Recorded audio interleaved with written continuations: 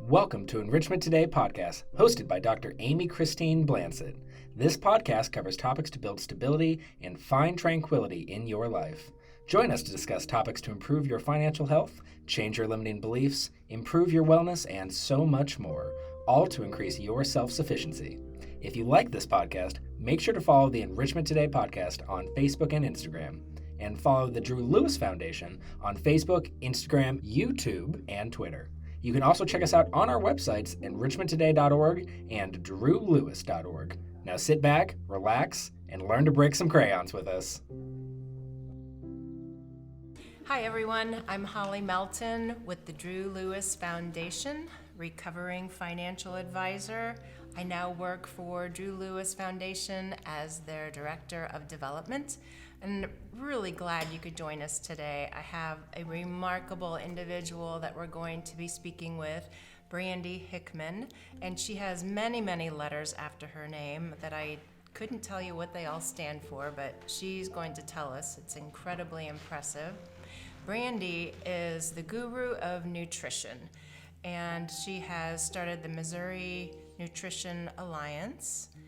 Just a stellar individual when it comes to helping people who have had disease, cancers, all types of nutrition benefits to help people that are coming out of those illnesses or may even still be coping with them.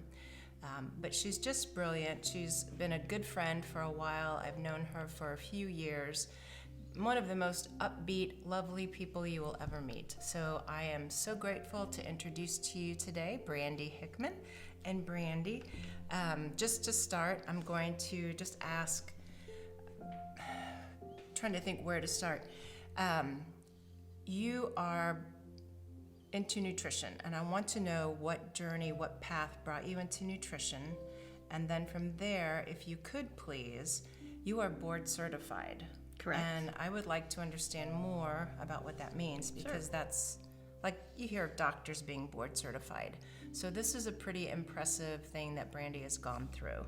So I will let her take it away. Well, thank you, Holly. And we were met to continue to partner up because through the years, we've always ended up in similar places somehow. So I don't know how that's all happened, but here we are again, which I'm excited. So my name is Brandy Hickman, and I have a company called Kitchen Therapy with Brandi. And what that entails, or let me backtrack and say kind of how I started this process. So I won't say exactly how old I am, but I'll say about 25 years ago, I was diagnosed with colon cancer, and I was fortunate enough that we caught it fairly early, and I had the opportunity to go to the Mayo Clinic. I was there for 30 days and met with physical therapists, gastro physicians, nutritionists, dietitians. So I kind of met a lot of people that were trying to help me heal and understand kind of this disease and where to go from here. And I remember when I came home, I was really overwhelmed with the information, how to get this, how much fiber I need to get in, what foods have what fiber in them and how much. And it was just overwhelming to me. And I remember at that moment, we all have those moments, right, that are kind of shifting and they're kind of stopping points for us. And I remember thinking, how do you take a disease or you take health and actually implement it into your daily life? Because that's really where I struggled, is how to put this into my daily life and sustain it for several years and learn more and try to figure it out. And I think that was the moment that I really knew that I wanted to go back to school for nutrition. I wanted to go back to school, but specifically for behavior change. And I turned that into behavior change in the kitchen. Like, how can we make things more simple? How can we have systems in place that help us? How can we take what we do on an everyday basis and turn that into something that's really healthy for us? So that was my kind of turning points. So the first step I did was hired my own health coach, who I end up working with now with the Missouri Nutrition Alliance, which is kind of funny. And back then, a health coach was not something heard of. So that was a new term, but I knew that was the part that I really needed, is that piece. So slowly over time, I learned how to go back to school. I ended up opening up to Be Well, which was kind of an integrative health and collaborative, and now Holly's been a part of that, which has been really exciting. We're now online, but I just wanted to surround myself with people that could help me heal. And I wanted then in turn to do the same thing. So that's kind of how my journey all started. And I ended up going back to school for nutrition and health coaching. And then they offered a national board certification. So I studied for the national board certification over a period of a year. And then I actually, and this is in relations to the American Medical Association, and through that I took a test at a proxy, just like you would do, just like nurses do, just like physicians do. And that piece is really coming into fruition with how to take this work. They get diagnosed with something. They are told that this is a treatment for something, and it's kind of a top-down model. The next really piece is, which I consider the work I do, a bottom-up model, which is helping people learn what's going to work for them and not work for them. And I do that through inspired nutrition, and I do that through kitchen therapy. And that board certification is a National Board of Health and Wellness Coaching, which is reaching, if I worked in a doctor's office, if I worked in an office that took insurance, actually people would be covered with insurance with the work that I do. So that's kind of fun and exciting. That's just happened within the last 2 years, and will even be more. So that's really where I started this whole thing. And another thing that I really realized is when I was sitting with people across from them and I was talking to them about what you need to do, or what's working for you, what's not working for you, what are hang-ups, I started learning that if I actually went into their kitchens, whether that's virtually or in person, went into their kitchens, I really got to the nitty-gritty of it all. Like, what is not working for them? So what is and what are their assets? Like, what do they do really well, and build on that, because that's how we really can sustain health, is to learn what is not working, learn what is working, build on what is working, and then just brainstorm and figure out other things that we can do to help. And so through that, I really wanted to give back. And so I've done that in 2 ways. I am a founding member. I'm not the founding member of the Missouri Nutrition Alliance, but we are able to reach out statewide and to give back with health education. We have nutrition therapists that can do more testing and more work with nutrition.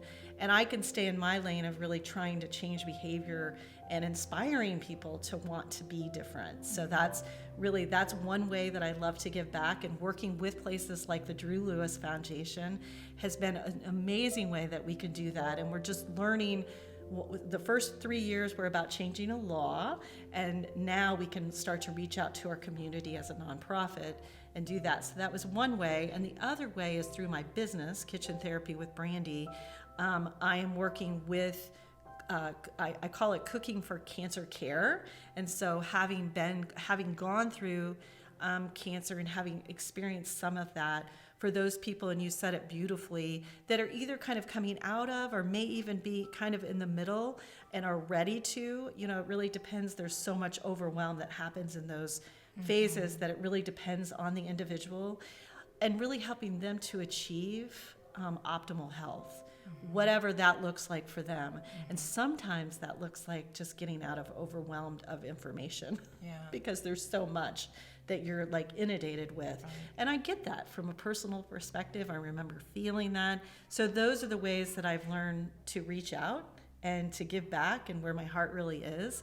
And that's what landed me here. That's where I am right now. So the best way I can describe on how I got into this work and why I want to continue and grow it.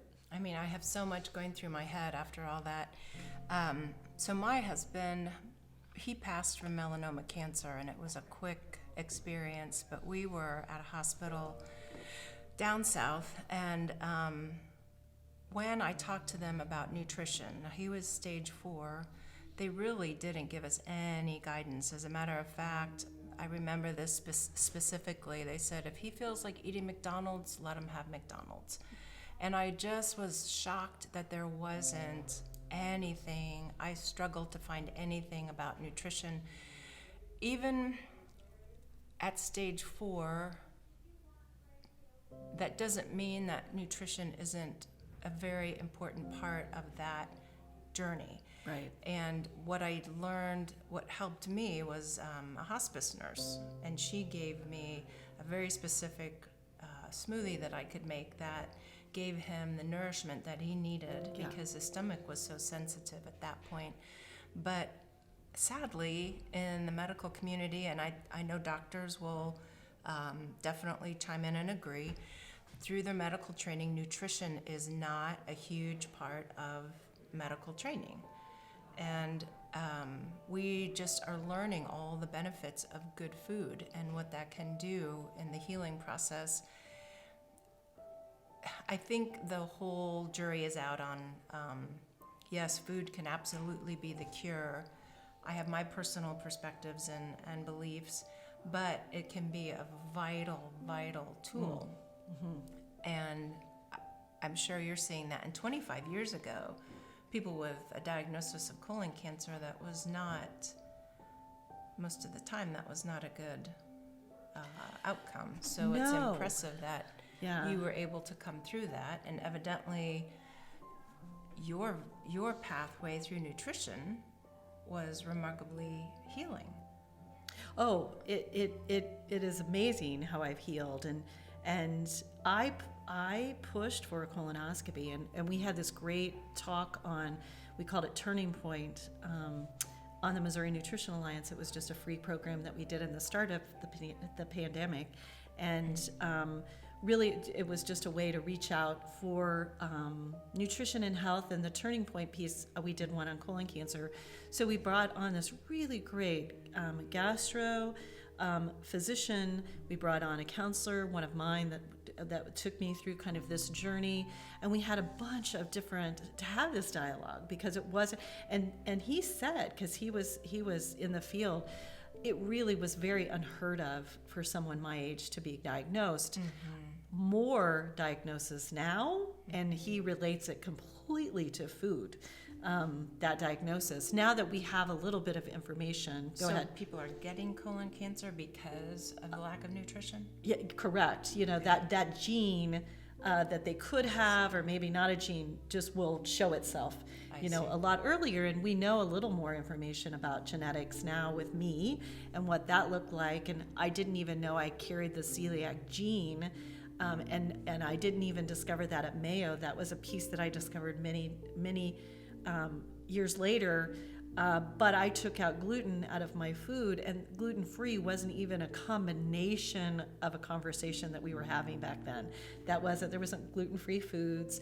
Right. But that's a dialogue that we're having now that really does play a part in inflammation. And one thing that I do want to say about, treatment or diagnosis and working with, I wanted to make sure that with cancer, people on a journey in cancer, wherever they're at, that I was really not the one treating or diagnosing. So I do work with dietitians and nutrition therapists that can be a part of this conversation. But I do think it needs to be a greater conversation. I think we're getting further along in helping to talk about nutrition and the part that it plays in everything that every disease that comes up, every virus that comes up.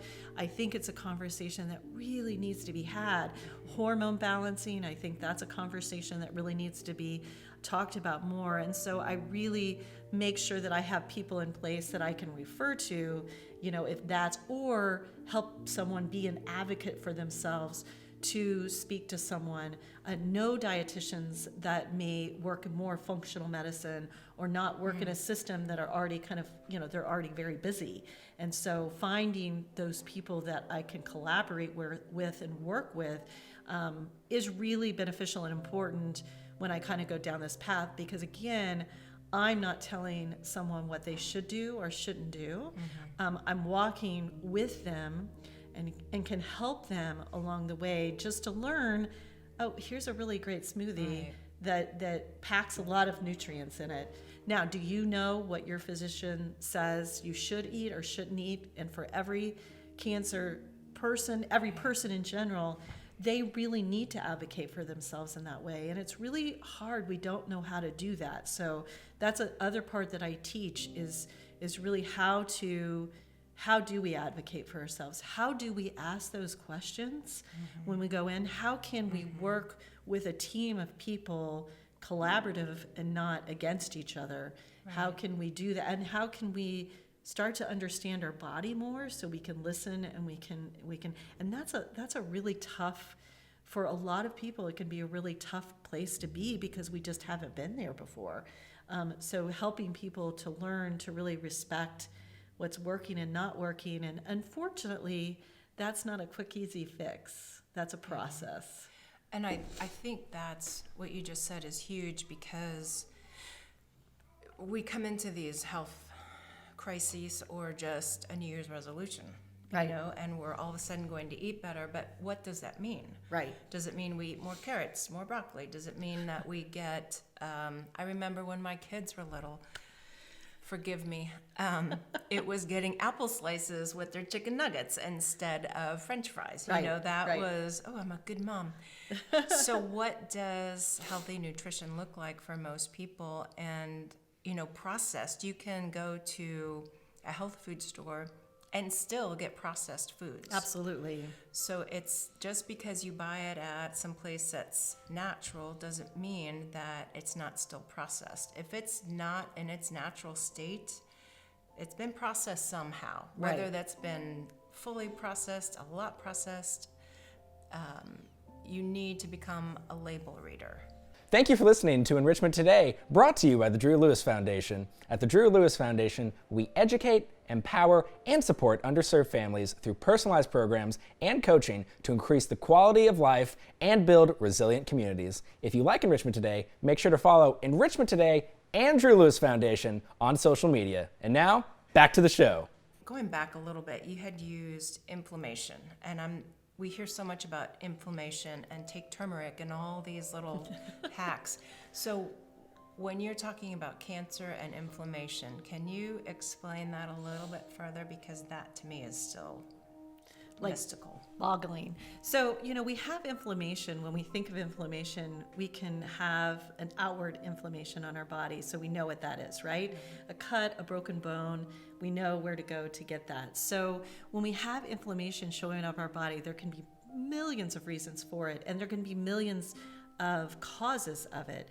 And when I think about, I think about them because I have this beautiful handout that kind of talks about this, but you think about foods that can be inflammatory for you.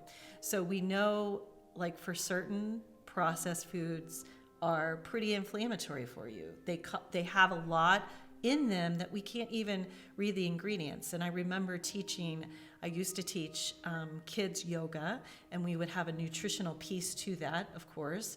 And I would bring in macaroni and cheese in a Kraft box, and I would show them that. Well, of course, they all knew what that was. And then I would show them, here is what is in homemade homemade macaroni and cheese. And so they would take the box, and I would have them try to read the ingredients on the back of the box. And of course, most of the ingredients they couldn't read because it's not understandable to them. It's a chemical. It's a chemical. And then over here, I had macaroni, milk, and cheese, right? And butter. And there's 4 ingredients to that, right? And they can all be fairly healthy if you find them in the right places. But that was 4 ingredients versus, I think, 20. I can't remember now how many ingredients that Kraft macaroni and cheese has. We should look it up. But that was one. So you look at foods that can cause inflammation. Processed foods, definitely we know sugar foods can cause inflammation, for all of us. But how does your body show that inflammation? How do you know that you're... So a lot of times, especially with any of it, with stress and food, a lot of times that comes out as sensitivities to food. It can come out as rashes or something on the external part of our body.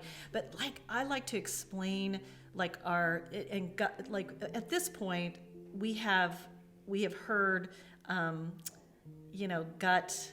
What is the popular term that you good gut health? Good gut health, yeah, right. And so I think about our stomach lining being it's permeable. So I kind of think about it and I explain it and again I go back to kids' ways to explain it because it's easier, but like a strainer that you have in the kitchen. Oh, okay. So it has all these really small holes, and so you eat something and it will allow the things that are supposed to go into your bloodstream. It will allow those things to go into the bloodstream and nourish us. So, but things cause that strainer to start to get holes in it. Oh. So many things can cause that. So inflammatory foods, so foods that can cause inflammation, that's going to be different bio-individually. There's certain things that are definitely going to cause inflammation, but not always. So you have things like gluten and sugar. You have omega-6s when they're put in processed foods can really be damaging. They're oils that are used for cooking chips and things like that. Red meat for some people can be inflammatory, not always. And I always call it quality and quantity, or quality, good quality foods. So when you think about animal proteins, getting good quality of that, and that's a whole different conversation. But then also stress can play a part. Too many antibiotics can also punch some holes into your... Oh, really? That is what causes inflammation, because when you get holes and you eat something or you environmentally take something in, those things go out into our bloodstream that are really not supposed to be there because we have holes in our gut lining now. And our body will say, okay, I need to create some antibodies because I've got some inflammation happening here. So it can show up in so many ways in our bodies. It can show up as in our brain, so brain fog. It can show up in our gut with just gastro stuff. It can show up as, I call it quiet things that are happening, and then I call screams. And, major diseases like cancer are big screams, but genetic play a part in how inflammation shows up too. So you have food, you have stress, you have already other things that are happening in your body. So you have other chronic illnesses that can also cause that inflammation to happen. And then you have genetics. And what we know from genetics, which is, if you dive into genetics, it's so complicated and way above my head. But really, it is about you can change the pathway of that gene sometimes by lifestyle, which is just really amazing and so promising to so many things if we follow that. So that's how inflammation shows up. It's pretty simple. So it's kind of like a storm that I say. So sometimes you have this gene piece to you, sometimes you have this food piece to you, sometimes you have something else chronically happening that you may or may not know about, and then sometimes you have the stress piece happening. It may be mostly genetics, like you've done everything else right, and this is just showing up, and we don't know the why of it, unfortunately. And sometimes it's a life of lifestyle, lots of stress, lots of the way, and it's an uphill battle in our culture. I mean, think about all the ways, all the conveniences that we have. And my belief, and the reason I do kitchen therapy in classes and bringing people together, is because I believe that it becomes very lonely in the kitchen and very stressful. And for every piece of nutrition information here, there's opposing information over here, so it becomes very confusing. And then I think just our culture and just go, we never breathe and stop and think about ways that we can show up in the kitchen that are different. And then if we need support, if we don't have the energy to be able to do that, if we are going through cancer treatments, where can we get support at? Where can we find support? Where can we ask for support? And my belief is the number one thing is what you just said, getting nutrients, whether somebody is going through stage 4 or going through this. There's so many things that play a part in that, but being able to have some ability to have some life, and be able to be feeling a little bit different than maybe that they would have felt before. There's no guarantee for any of that, right?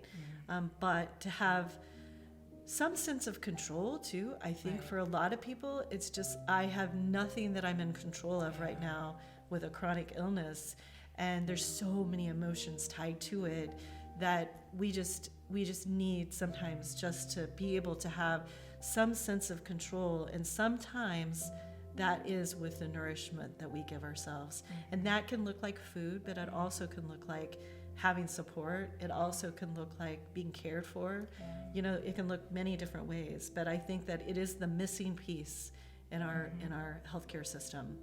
I think it's getting better, and I see like health coaches showing up more. I see sometimes dietitians doing things a little bit differently than what we have done before, and I'd love to see that continue and to build momentum for people in their lives, because I think it's important. Yeah, I would hope that we wouldn't stick with the same thing we've been doing for decades, because it's not working. Something has to change. Correct. I always have heard, if it wasn't in your grandmother's cabinet, and now the thing is, you got to think back to people like my grandma. So people born in the turn of the century, the 20s, not the grandmas that are from the 60s and the 70s and the 80s, who probably have a lot of processed foods in their cabinets because that's how they were raised. Right. But fresh foods, things that have fewer than, I always heard 5 or fewer ingredients on the label. Yeah, that's that you can. That's a good gauge. And understand, and the closer they come from that fresh state, so maybe frozen vegetables, check for sodium, that kind of thing. And I by no means am anywhere near as educated as Brandy on Well, nutrition. I'm not. I rely on other people. Bridget Factor, who she's a nutrition therapist and a scientist, and I rely. That's why working together is so important. Collaborating together so people can get the pieces that you need. But you're absolutely right. Like this is a needed thing now, more than ever. And Missouri Nutrition Alliance, at the time we were working on changing the law, what we're doing right now is not working. We're number 9 with diabetes in the state. Our state is number 9 in the whole country, or was. That was 2 years ago when we had that data. So it's still probably in that vicinity, but I would like to see that change, and having more people being able to do that work.